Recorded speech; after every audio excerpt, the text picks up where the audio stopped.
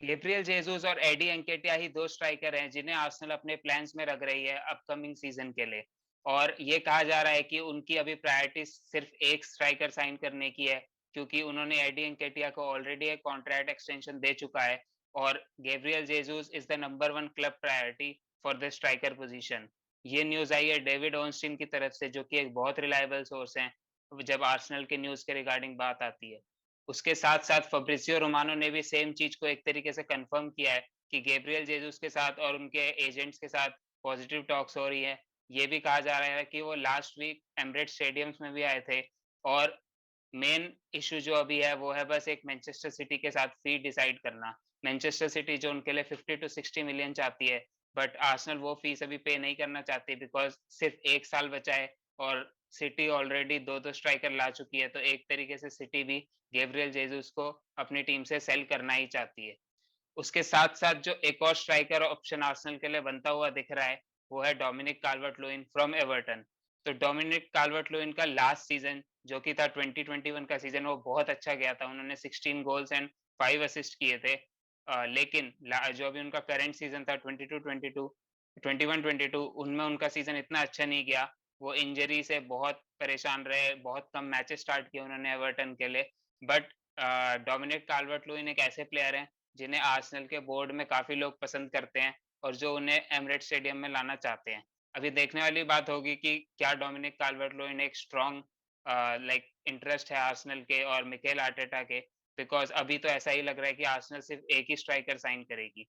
उसके साथ-साथ एक और पोज़ीशन जहाँ पे आर्सेनल इंजरीज़ की वज़ह से बहुत परेशान रही है, वो है लेफ्ट बैक पोज़ीशन, जहाँ पे किएरन तिerney खेलते हैं, बट वो अराउंड अपने 50% मैच इंजरीज़ की वज़ह से मिस करते आ रहे हैं, जब से वो आर्सेनल में खेल रहे हैं। तो उन्हीं के रिप्लेसमेंट के लिए आर्सेनल एक और प्लेयर साइन करना चाह रही है, वो है Aaron Hickey, another Scotsman from Bologna. पहला ही सीज़न खेल रहे हैं वो अपना बोलोनिया के साथ एज़ अ फुल सीज़न, क्योंकि वो 19 ही साल के हैं अभी।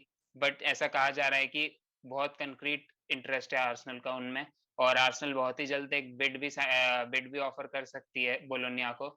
आर्सेनल ने लास्ट सीज़न ही बोलोनिया से टोमियासु को साइन किया था और हमने देखा कि टोमियासु कितनी अच्छी साइनिंग हुए थे। तो ये कोई मतलब हम ये तो मान सकते हैं कि एरन निकी एक बहुत अच्छी साइनिंग हो सकते हैं, बट अभी उनकी एज एक फैक्टर हो सकती है कि वो काफ़ी यंग हैं। तो अभी आर्सेनल को कुछ ऐसे प्लेयर्स चाहिए जो एक्सपीरियंस के साथ आएँ थोड़े। वो टू फुटेड प्लेयर हैं, तो वो एक तरीके से लेफ्ट बैक और राइट बैक दोनों जगह पे कवर दे सकते हैं in case of an injury. और इस सीज़न उनका बहुत अच्छा परफॉर्मेंस रहा है फॉर बोलोनिया। उन्होंने 5 गोल और 1 असिस्ट भी दिया है। तो ये काफ़ी एक अपने आप में अच्छी बात है कि उनका एक ब्रेक थ्रू सीज़न में उनका गोल कंट्रीब्यूशन काफ़ी अच्छा है। अगले प्लेयर जो एक आर्सेनल के प्लेयर हैं, जो कि इस साल लोन पे थे, वो है Hector Bellerin. Hector Bellerin real Betis में लोन पे गए थे और काफ़ी डिसेंट सीज़न गया है, अच्छा भी कह सकते हैं उस सीज़न को। उन्होंने वहाँ पे कोपा डेल रे जीता। He was one of their best player throughout the season. और जो अब ये बात आ रही है कि Hector Bellerin wants to stay at Real Betis only और आर्सेनल के भी वो प्लान्स में एज़ सच कुछ है नहीं। बट अभी कुछ सूत्रों से पता चला है कि Roma are interested in Hector Bellerin. तो ये देखने वाली बात रहेगी कि आर्सेनल उन्हें कहाँ पे सेल करना चाहती है, क्योंकि रियल बेटिस के साथ फीस को लेके इश्यू है कि Real Betis is not willing to pay the fees, but Roma might be willing to pay that fees. तो अब देखना रहेगा कि हेक्टर बेलरिन का फ्यूचर कहाँ पे है। उसी के साथ-साथ एक न्यूज़ जो बहुत ही आर्सेनल के अराउंड चल रही है, वो है सर्ज ग्नैब्री की।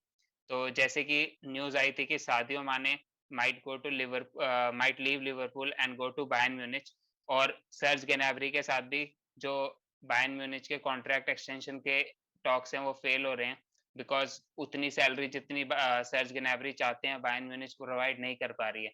तो कह रहे हैं कि आर्सेनल के भी चांस हो सकते हैं उन्हें साइन करने के। आर्सेनल के ही अकेडमी ग्रेजुएट हैं, तो उनका आर्सेनल के प्रति एक अलग अटैचमेंट भी है।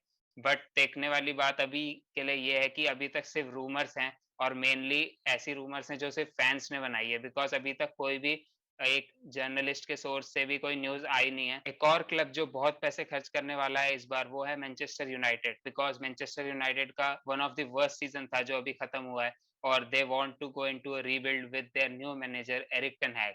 तो कहा जा रहा है कि टेन हैग को 120 मिलियन पाउंड्स मिलेंगे उनके ओनर्स की तरफ से, और उसके साथ-साथ जो प्लेयर्स को सेल करके जो अमाउंट होगा, वो उन्हें एज़ अ वॉर चेस्ट मिलेगा to spend in this summer transfer window. तो सबसे पहले टारगेट जो एरिक टेन हैग की नज़रों पे हैं, वो उनके पुराने प्लेयर जो वो आयाक्स में एक टाइम पे खेलते थे, वो हैं Frenkie de Jong. Frenkie de Jong currently plays for Barcelona and he is a number 1 target for ten Hag, जैसा कि मैं पहले बता चुका हूँ। कहा जा रहा था कि फ्रैंकी डी यॉन्ग को काफ़ी बार कॉल करके उन्होंने मनाने की कोशिश करी to join him at Manchester United, but जो मेन इश्यू ये है कि एक तो उनकी fees Barcelona wants around 70 to 80 million, और उसके साथ-साथ Frenkie de Jong personally wants to play in the Champions League and Manchester United will be playing Europa League next season. तो जो एक सेविंग ग्रेस है मैनचेस्टर यूनाइटेड और Erik ten Hag के लिए इस टाइम पे, वो ये है कि बार्सिलोना की करंट फाइनेंशियल सिचुएशन बहुत खराब है। तो वो अपने किसी एसेट को बेचेंगी, तभी जाके वो कॉन्ट्रैक्ट रिन्यूअल और प्लेयर्स को साइन कर पाएँगे। तो इसीलिए ये एक ऑप्शन हो सकता है कि अपनी फाइनेंशियल सिचुएशन को इम्प्रूव करने के लिए बार्सिलोना फ्रैंकी डी यॉन्ग को मैनचेस्टर यूनाइटेड को बेच सकती है। तो this is the only way in which Frenkie de Jong would be coming to Manchester United in my opinion.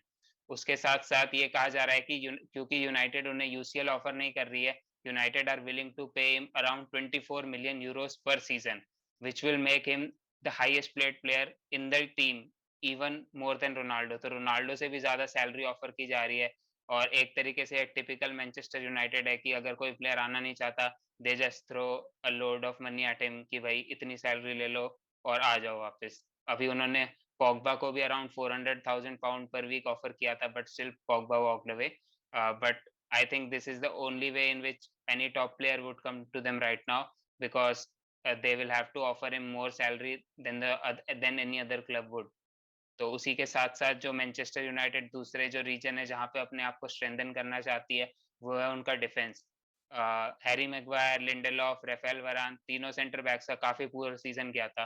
इसकी वजह से they want to sign a few centre backs, और जो उनके मेन सेंटर बैक्स हैं, जिन पे अभी उनकी नज़रें बनी हुई हैं, वो हैं जूलियन टिम्बर फ्रॉम आयाक्स, जहाँ पे एरिक टेन हैग थे, तो उनके लिंक की वजह से हो सकता है एरिक टेन हैग चाहते हो कि जूलियन टिम्बर को वो लाएँ। और एक और प्लेयर है जिनके साथ उनके लिंक्स आ रहे हैं काफ़ी दिनों से, वो है पाउ टोरेस फ्रॉम विलारियल। तो जूलियन टिम्बर जो अभी काफ़ी यंग 20 ईयर ओल्ड हैं, तो वो काफ़ी सस्ते में आ सकते हैं इन कंपैरिजन टू पाउ टोरेस। तो अब ये देखने वाली बात रहेगी एरिक टेन हैग कौन से प्लेयर को फ़ेवर करते हैं और कौन से प्लेयर को लाना चाहते हैं मैनचेस्टर यूनाइटेड में to play in his system and to be a part of his rebuild. उसके साथ-साथ मैनचेस्टर यूनाइटेड का डार्विन नूनेज़ में भी इंटरेस्ट था फ्रॉम बेनफिका। डार्विन नूनेज़ के लिए बताया जा रहा था कि Benfica are asking a price of 100 million, तो बहुत ही बड़ा प्राइस टैग है एक यंग स्ट्राइकर के लिए जिनका बस एक सीजन अच्छा गया है, और ही माइट फेल अगर आप इतना बड़ा प्राइस टैग देके लाते हैं और वो अगर अपने आप को प्रीमियर लीग में ढाल नहीं पाते हैं और जो नंबर्स थे प्रीमियर लीग में उन्हें नहीं स्कोर कर पाते हैं, तो it would be a very severe failure in my opinion. तो इतने बड़े मूव से पहले कोई भी क्लब 100 बार सोचता है।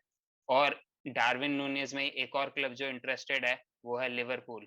तो सिंस माने जा रहे हैं बायर्न म्यूनिच को मोस्ट प्रोबेबली, तो Liverpool is trying to get up some backup option. Liverpool चाहते हैं कि वो कुछ बैकअप ऑप्शंस लाएँ उनके लिए, और इस बार वो चाहते हैं कि कुछ टॉप रिक्रूटमेंट करें। But Liverpool is not the kind of club जो 100 मिलियन पाउंड्स देगा एक प्लेयर के लिए। तो देखने वाली बात रहेगी क्या लिवरपूल सही में नूनेज़ में इंटरेस्टेड है या नहीं? और अगर इंटरेस्टेड हैं तो क्या वो इतने पैसे दे पाएँगे कि नहीं उनके लिए? उसके साथ-साथ एक और प्लेयर जिसमें लिवरपूल इंटरेस्टेड है, वो है बार्सिलोना के उस्मान डेम्बेले। उस्मान डेम्बेले जो अपने लास्ट ईयर ऑफ कॉन्ट्रैक्ट में हैं और end of the June free agent हो जाएँगे। तो लिवरपूल उन विंगर में इंटरेस्टेड है। Ousmane Dembele is a specially talented player. अभी हमने उनकी परफॉर्मेंस देखी in second half of the season for Barcelona, जहाँ पे उन्होंने 15 गेम में 13 असिस्ट लिए। बट द रीज़न जो मेरे को नहीं लग रहा है कि लिवरपूल उन्हें साइन करेगी, वो है उनकी वेज डिमांड। तो जो वेज डिमांड उन्होंने बार्सिलोना से माँगी थी, they were outrageous. He was asking for 40 million as salary and 40 million as signing on bonus. तो लिवरपूल जैसी टीम जो अपने वेज स्ट्रक्चर को बहुत ट्रिम करके रखती है, वो इतनी सैलरी तो प्रोवाइड नहीं करेगी उन्हें।